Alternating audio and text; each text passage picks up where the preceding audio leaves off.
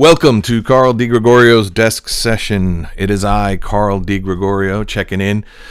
This is 96, desk session 96. I am rocking an Italian soccer jersey for a few reasons, and we are not always a topical show. We are a storytelling vlog, and I do take it week to week, but I usually leave moments of current events sort of on the periphery, make vague allusions to it. But I cannot avoid World Cup being in North America right now. I cannot avoid the fact that I am kind of into it. And I don't even have to say kind of anymore. Maybe out of circumstance or availability, time zone differences, it's fantastically convenient right now for me to be into it. And I just did a podcast with a buddy, and he wanted me to come on as the American dude who has become a convert to soccer, football, because the World Cup and all that is with us. And while that is how I sort of framed it for his purposes, it was I've been kind of into it for at least the last 3 or 4, maybe longer. I guess 94 is the first one I remember. And I guess it all has to do with this is the hopes and the dreams of the U.S. being further along than they've ever been, and some of the powerhouses being weaker than or more vulnerable than thought to be. And so we just wrap that up, and there's a game on right now as we speak, and I'm going to try to keep my focus here on the task at hand.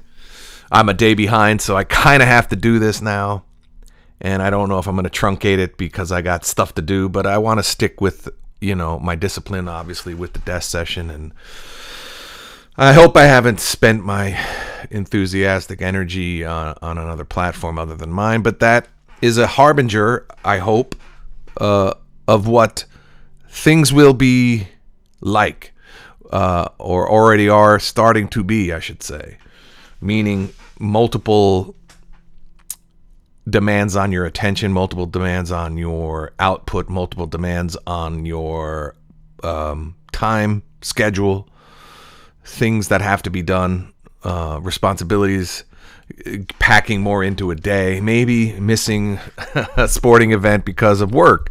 And that is the dream, right? The dream is to be able to see all the stuff and do what you want, but that's unrealistically, talking about there's always something to do. There's always, one of the analogies I've used is, unless you go completely buck nude to the laundromat or to your laundry situation, there's always dirty laundry in the hamper. There's no done. There's no I'm done with this. Even if you did every stitch of clothing you owned buck naked, you still got sheets, you still got blankets, pillowcases. So there's always work to do.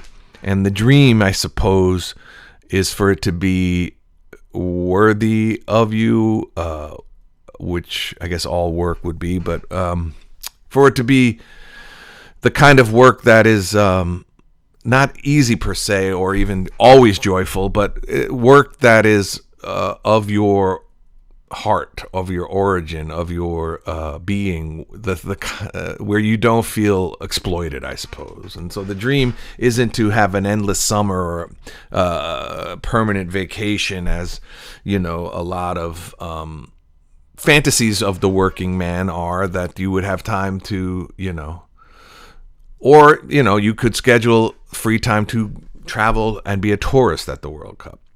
I'm wearing Italy's jersey. I know they didn't qualify this year. I don't want to wear my USA jersey because I need to save those for game day, which is coming up. And we've won both times I've worn a jersey. So and so as not to be off rooting for a team that's playing or drawing sides or drawing ire from anybody watching this, I chose the Italian jersey as neutral because they didn't qualify. You know what I'm saying?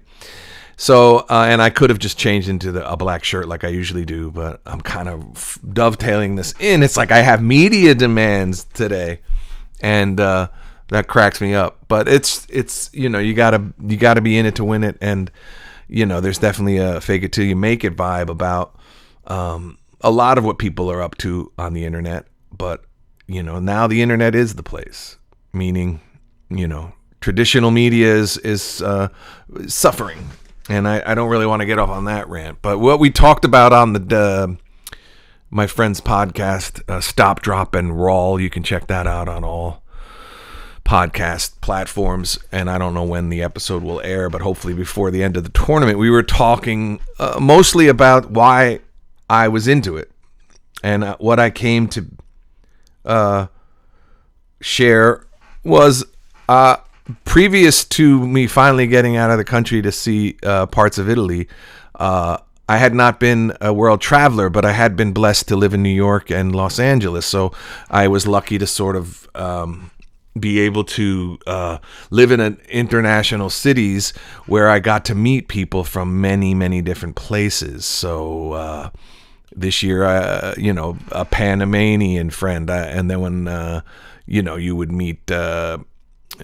Mexican, Puerto Rico, you know, places from all over. And then in LA, you would meet, I live in Santa Monica, where there's a huge expat English contingent, which then would also, I had a dear friend who was Scottish. And so one of the bridges to getting to know people is through their shared passion or their ebullience in football, soccer, and being the rare Yank who could talk about it. And so I pretty much got my education through the World Cup and through some of my friends from different parts. And that's what I like about the World Cup being here in LA, in North America. It's also back in practically my hometown. They're playing right now in New Jersey.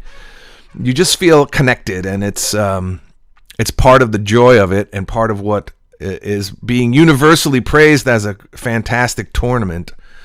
And the fact that it's people coming to see us in the States, the exuberance for America and American culture, and I don't shy from that, and I don't think any of that is to be wow, this is some first time real world reportage, but Norway just scored on Brazil, and of course it was the great Holland, the Viking, put that joker in the net, and that's minute 79. So that is a backbreaker, baby. And I don't know how I feel about it. I kind of like Brazil, and I want them to stay, but that is the story for Norway. And as you can see, I'm sort of into it, and I've converted, and not a convert, but there's just something about soccer and the culture and the internationalness of it. And part of me wants to somehow find a way to it. And you know,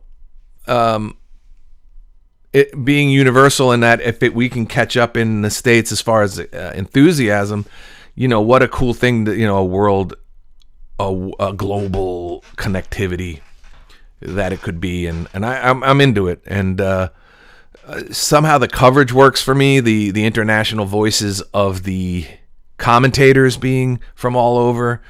I have French lineage, I have Italian lineage, Irish lineage, and I'm an American, and so what a cool thing to be able to participate in. And so wow, it's big, and it's the way people get behind their squads and the stories that are told, and it means a lot to me. I do, as a young boy, my dear friend from grade school, his dad was a statistician for some reason for soccer. And so I got to see a lot of, like at the time, North American Soccer League, NASL. I would see those at Giant Stadium, and then even indoor soccer at the Brendan Byrne Arena in New Jersey. I think it's the Izod Center now. I don't know what it's called now. if it's even used. I don't think it is, because we lost the nets. But and so I've never really played it too much to a degree. I will say that one of my brushes with soccer was in gym class, playing indoor soccer for gym class, and I took goal. And I remember we had a vice principal, Mr. Fury, who was also the varsity football coach.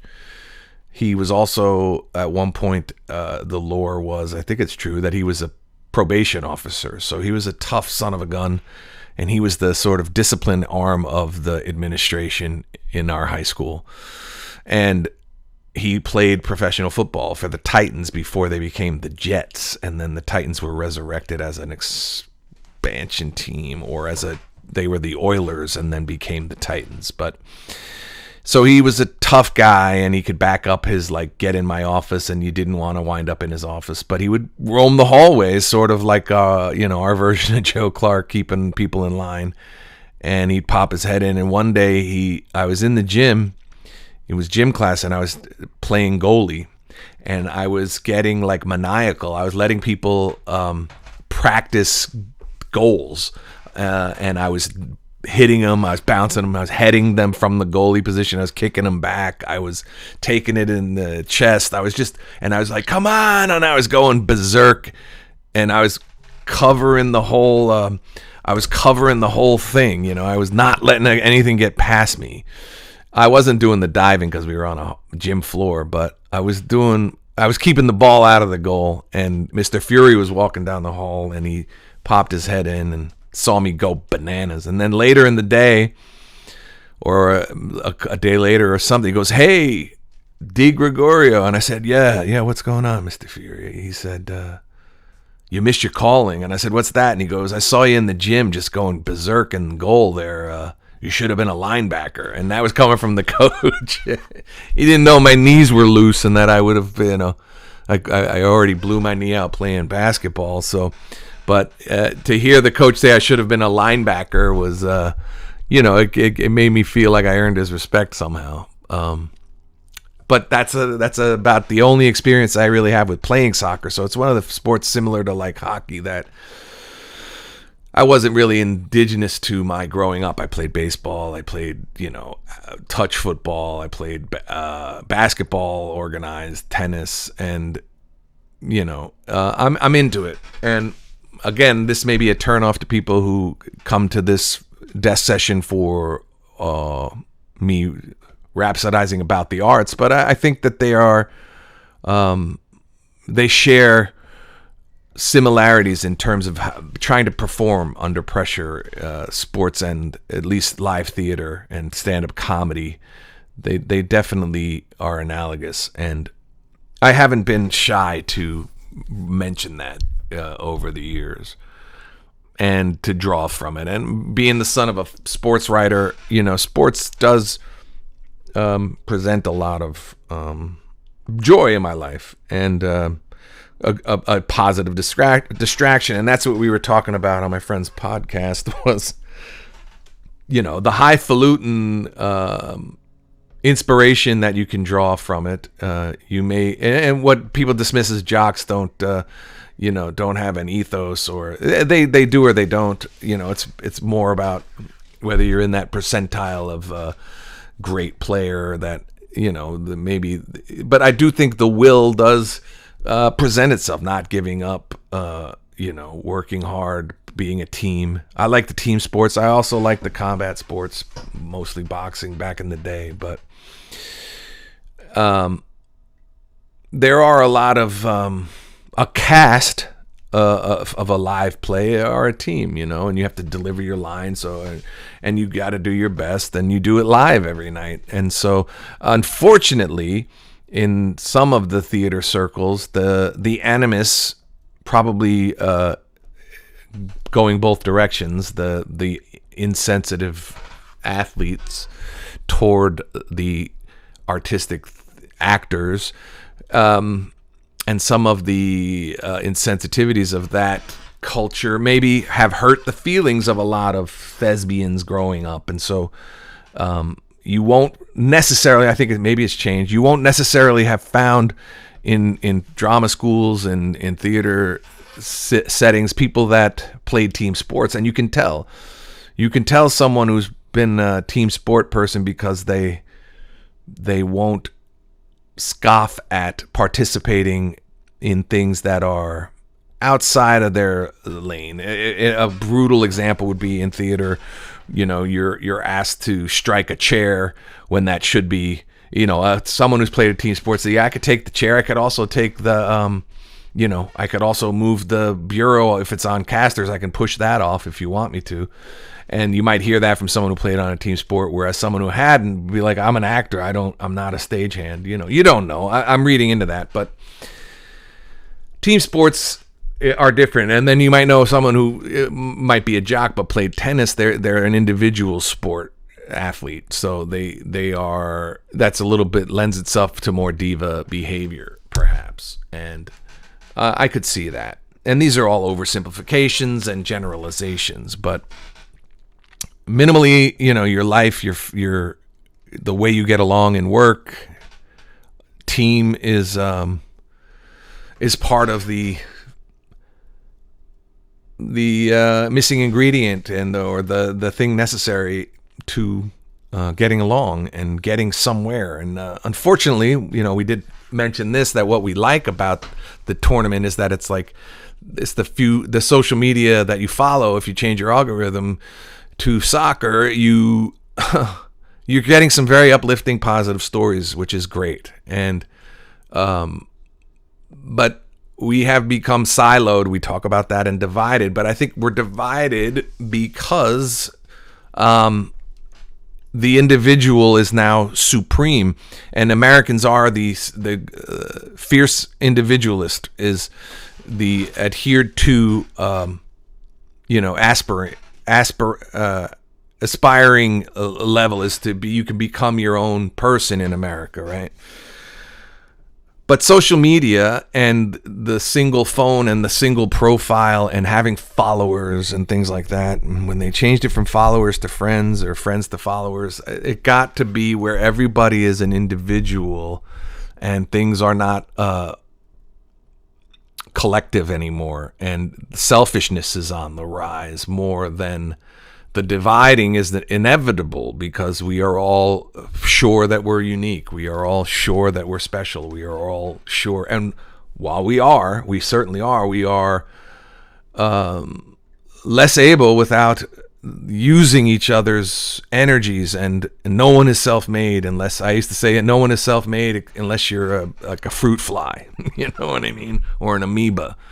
And so we think about that, and we have to, think about what other people make the world a better place. And if there's a loneliness epidemic, I'm not even saying anything that isn't evidenced. If there's a loneliness epidemic, that means that people aren't hanging out as friends, as groups, not going out to watch soccer together. Part of me wants to be out in the mix, in the public, so that I can cheer it up, and I kind of missed out on the excitement of the Knicks thing, because I watched all those games kind of by myself with texts going back and forth to the East Coast and things like that. But I have gone out to watch some of the USA matches, and it's a trade-off. You like the camaraderie and the excitement, but you miss the nuance of the being able to really pay attention to the game and the replays and the explanations and all that stuff. And so it's exciting, and it's we got another goal. Wow, looks like Norway's pushing it through. It's the 90th minute. Holland again. This guy just scored 2-0 against Brazil. That's a big upset. Or is it? I don't know. That's the thing we were also talking about. These aren't... I needed to be educated. Anybody who's there who qualifies is a great team, because the tournaments that they had to win to beat their nations or their regions to get to the World Cup, it means that they're all dangerous teams, and the old powerhouses aren't always as dominant. And so It looks like it's a done data. It is in the 90. We have 7 minutes of stoppage time, and there's 91. So Brazil has to score 2 goals. That's as close to a shutdown situation as you're going to get in soccer. And again, this will be the episode 96. Is it 96? Yeah, it's 96. The episode 96 might go down as the sports one. And I didn't have Knicks gear during that run. I did about 2 of those on the Knicks. And now I'm doing this. But we are excited for, in my estimation, the exuberance from the tourists who say we have a pretty cool thing going on here. And I don't think that's an anti-political take on it, because it's all about the people, you and me, the person that has to, bag his own groceries or go to the store, pump his own gas, except in New Jersey, baby. But that's who the country,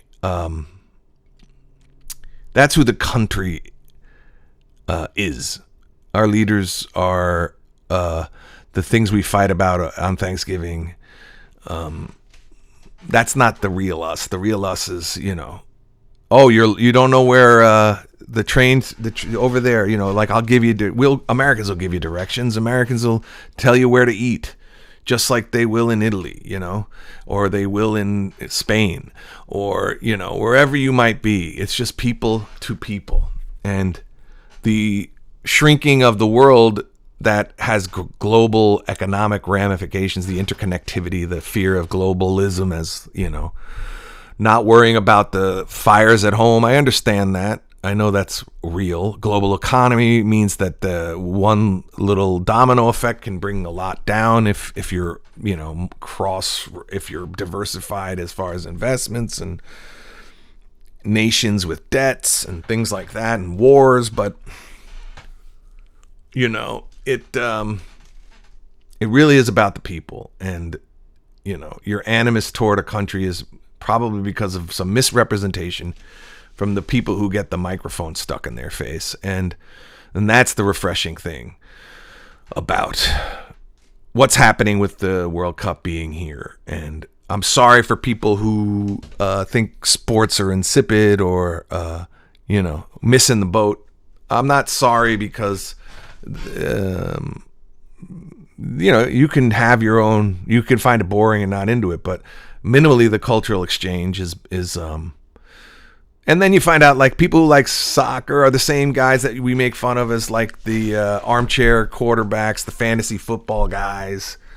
There's just an English version. They have just cooler accents than we do, or more exotic flair that we're not used to. But it's just it's their game, and we're doing pretty good at it. And there's some upsets happening here. Like I said, Norway beating Brazil here. And why not us? Why not the U.S.? We know it ain't going to be Italy. But, I guess I'm sort of running out of superlatives for it, because I shared them all on the podcast. But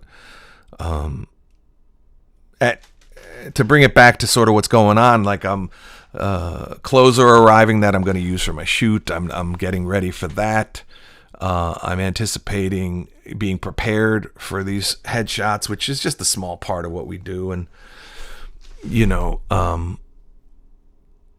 just lining up the materials, being part of this exuberance is I know it's not directed at me, but I want to build on this momentum. I want to build on it. And if it took something like the World Cup to sort of put a pep in my step, then who am I to give that a hard time? And, just watching people effort, and Cape Verde being so inspirational, and really putting the fear in the heart of the champion that everybody's beatable. That's the underdog story. That's what July 4th is the Declaration of Independence, but it also is we were an underdog and became a powerhouse. And it's only 250 years. So things can change. It's just you only have the time you're here. And when you bisect with people and you bisect with history, and you're either going to rise to the occasion or not. And hopefully you can live a healthy, a long life without having those hard decisions that some patriots had to have and some victims had to suffer and things like that. But we love the underdog story, and so at Cape Verde was they were inspirational. They really played ball, and there will be the story of the tournament after probably second to the champion, unless the U.S. can really make a run and win the next round and maybe take it all. Like, dare I say, you don't want to jinx it, but if the Knicks can do it, the U.S. can do it. And the home, we were joking about it's tough to play at the Garden. Yeah, it's probably tough to play in Mexico for England when that thing tips off, which is coming out. And I may have to cut this short because I hate to say it, but it is World Cup time, and I'm sure most of you that do pay attention don't mind a short desk session, as it were. But we got a wild contrast of songs. I'm gonna finish up. I'm gonna get to the song. Last week, like I said, with my pop music sensibilities, is that songs that are embarrassing to be caught dancing to or vibing to, those are great songs because the sentiment expressed is so true and so spontaneous that you don't often want to be that free to share it. And so last week was Maniac by Michael Sembello from Flashdance, and that's embarrassing that I have that in my ears on the treadmill. But it's a jam. Contrasted with this week's song, which is by The Replacements, who are an indie band, a darling, a self-destructive supernova that came and went and didn't keep it together, but had some great songs. They were often hammered on stage, famously drunk on Saturday Night Live. I think they're a Minneapolis band, which is interesting because that contrasts Prince and his funk and the time and all those funky danceable bands, and then this sort of post-punk American heartland rock, punk sounding indie rock, The Replacements. I come to find that they did record at Paisley Park for some of their stuff, and they clearly could see that they weren't as sophisticated as musicians as Prince. And the cool thing about that cultural exchange, or the fact that they recorded at Paisley Park, is like that everybody's on each other's radars, genres aside. And I find that sort of backhanded or inadvertent collaboration or pride to be another bisection that is very fortifying in a way, you know what I mean? So I really appreciated that about The Replacements retelling the story of being at Paisley Park. This is not really going to pay off. I don't think there's enough time left, but there was a penalty and Neymar got to, so it's 2-1 now. As I keep you engaged and try to keep myself engaged in the desk session. But The Replacements, and the song, it's another digression, but the song is Alex Chilton. I remember liking the jam before I knew even the words, because they're, it's like mumble rock, and without the Apple Music app with the lyrics built in, I wasn't purchasing The Replacements, but I knew that song, and it's, Children by the Million, listen to Alice Chilton. And that led me down. I think I even read the book before I got reacquainted with the song, but Alex Chilton is known for basically being, I think, 15, 16, maybe younger or maybe older, being a teenager and being in that band that sang the song, Give Me a Ticket to an Airplane, Ain't Got Time to Lonely Days. The Letter is the song. And he has this mature voice, and he was like a one-hit wonder in this band, Jerry and I'm blanking on who it was, but that the name of the song was The Letter, and he was the lead singer, and he sounded like a full-grown man, and he had a big hit in his youth, and then I think he was from New Orleans and or Atlanta, and he was also in the band Big Star, which had a kind of a cult following. I think he was in Big Star. But there was a book I read, I blank on the title, but it was basically about this guy's sort of vagabond, wayward life. I think he passed early, but he was kind of a prodigy and a early sparkler, a star in his youth, and the game is final. They have won, Norway. But anyway, the song is, I guess, the Replacements being counterculture a little bit, or digging in the crates. They were inspired by Alex Chilton, so much so that they wrote a song about how much they loved him, and it's a really cool song. I'll put Maniac. The reason I bring it up is that the contrast of Michael Sembello and the Replacements might not be found on an algorithmically derived playlist, but it will be on mine, and I share it because I think that those seemingly incongruous or hyper contrasted songs don't belong in the same jukebox. But that's the thing, and that's, if to get it back to World Cup, that's the way the world works. You can listen to Maniac from Flashdance and Alex Chilton by the Replacements and vibe on both if you keep your sort of open-minded. Now, the kind of people who like the Replacements would have scoffed at that. If you want to play the snob game, that's what you get. But if you want to play the embracing game, you vibe out on the World Cup, you vibe out on Michael Sembello, and you vibe out on Alex Chilton, and you vibe out on Eddie Money, and you vibe out on Tanita Tikaram, and on down the line, pick a contrast, And after all, it's just a game, and after all, it's just pop music. And after all, we're just here for a short time, and so, some of this stuff does remind you, pardon me, some of this stuff does remind you that, like the great and my favorite Bruce Springsteen said, it ain't no sin to be glad you're alive. And that's where it's at for this desk session. This is a 96. It's a short one because I've been yapping all day, and I appreciate the attention, and we'll come back strong with a longer one if that's something anybody's looking for. You can already hear it. There's no way I can continue. I have I have an injury timeout for my voice because I've been talking all day. But thank you. This has been Carl DeGregorio, Desk Session 96. We'll see you next week. Peace.